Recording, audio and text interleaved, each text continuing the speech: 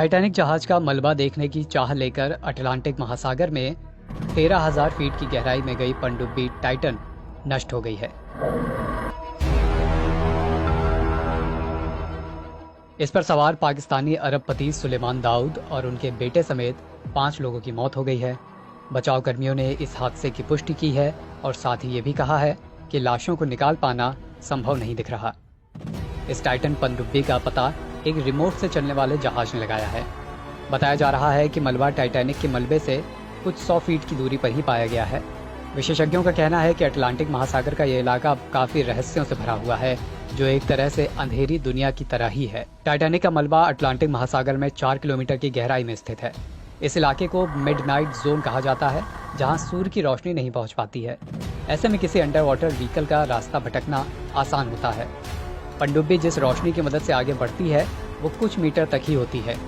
विशेषज्ञों का कहना है कि इस समुद्री इलाके में घुप अंधेरा है और पानी बहुत ज्यादा ठंडा होता है। समंदर की सतह पर कीचड़ है और यह हिलती रहती है।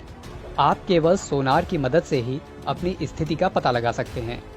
इतनी गहराई में रडार भी काम नहीं करता। समुद्री विशेषज्ञों के मुताबिक समुद्र की सतह पर दबाव ऊपरी सतह की तुलना में 390 गुना ज्यादा होता है।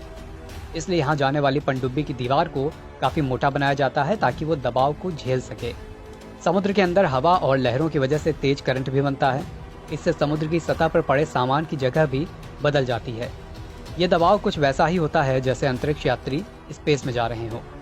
टाइटैनिक जहाज का मलबा डूबने के करीब 100 साल बाद भी गल रहा है और टूट रहा है। विशेषज्ञों का मानना है कि अगर कोई इसके करीब जाता है तो वो इसमें फंस सकता है।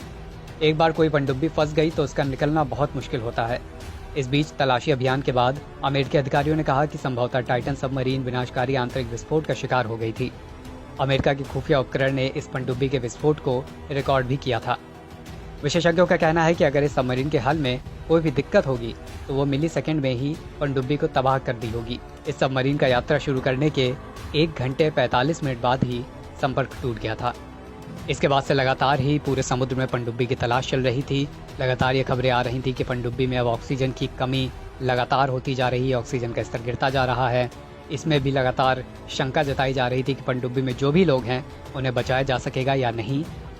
और आखिर 22 जून को बुरी खबर सामने आ गई कि टाइटैनिक जहाज का मलबा देखने की चाह लेकर अटलांटिक महासागर में 13,000 फुट की गहराई में गई पनडुब्बी टाइटन नष्ट हो गई। इस पर सवार अरबपति और बेटे समेत 5 लोगों की मौत हो गई।